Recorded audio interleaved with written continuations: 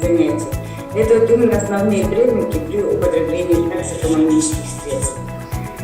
Сейчас на подростков существует такая проблема употребления насваек.